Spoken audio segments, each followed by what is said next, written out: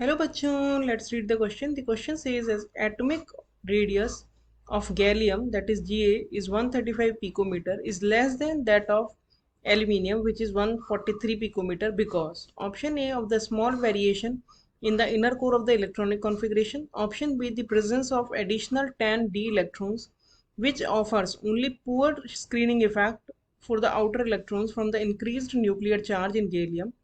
Option C, both A and B are correct. Option D, neither A nor B is correct. So first of all, we will check the key concept of the question. The key concept of this question is that both aluminium and gallium belongs to the same group, which is group 13. तो इनका electronic configuration क्या होता है? Aluminium का atomic number होता है 13, तो electronic configuration हो जाएगा नियॉन, जिसका 10 एटॉमिक नंबर होता है, 3s2 3p1, और गैलियम जिसका एटॉमिक नंबर 31 होता है, उसका इलेक्ट्रॉनिक कॉन्फ़िगरेशन होता है आर्गन, 18 इलेक्ट्रॉन्स आर्गन के हो गए, 3d10 4s2 4p1. And in a group, generally when we go down, atomic radius increases.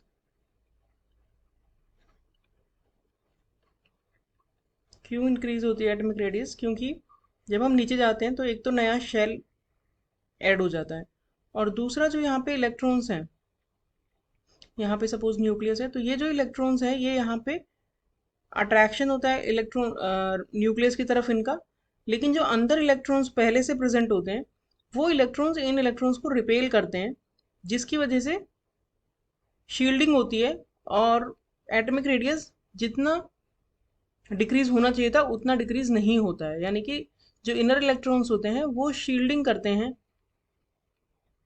Nucleus को, और जिसकी वजह से जो ये इलेक्ट्रॉन्स हैं इनका अट्रैक्शन जो है इतना नहीं होता है न्यूक्लियस पे जितना कि होना चाहिए था. यानी कि इफेक्टिव न्यूक्लियर चार्ज जो होता है वो कम हो जाता है. तो अब अगर इस क्वेश्चन का हम सोल्यूशन देखें तो एल्यूमिनियम जो है उसमें कैसे है, आपके पास ये न्यूक्लियस है, सपोज यहाँ पे ये न्यूक्लियस है, ये फर्स्ट, ये और ये हो गया ऑर्बिटल, इसके बाद दूसरा हो गया, दूसरे में आपके पास 8 इलेक्ट्रॉन्स होंगे,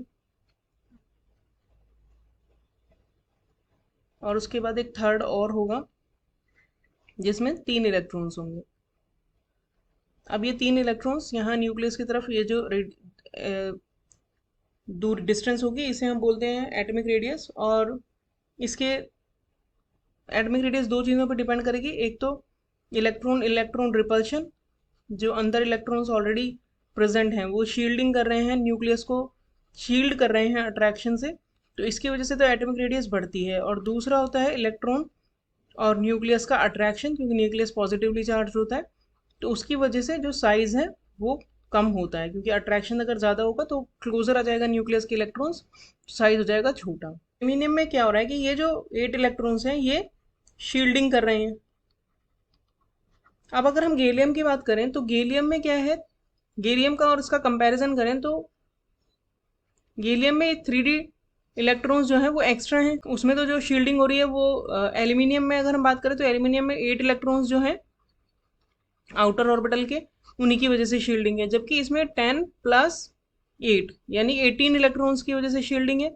लेकिन तो ऐसा लगता है कि 18 इलेक्ट्रॉन की जो शील्डिंग है वो ज़्यादा होनी चाहिए,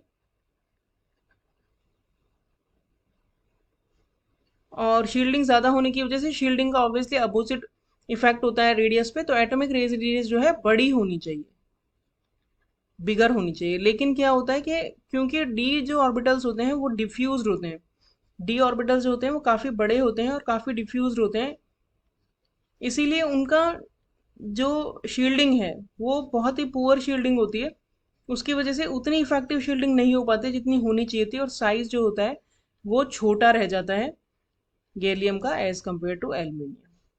So this is the poor shielding of 3d electrons is reason for smaller size of gallium. So हमारा करेक्ट जो ऑप्शन है वो हो गया option B. Hope you understood the solution well. Thank you.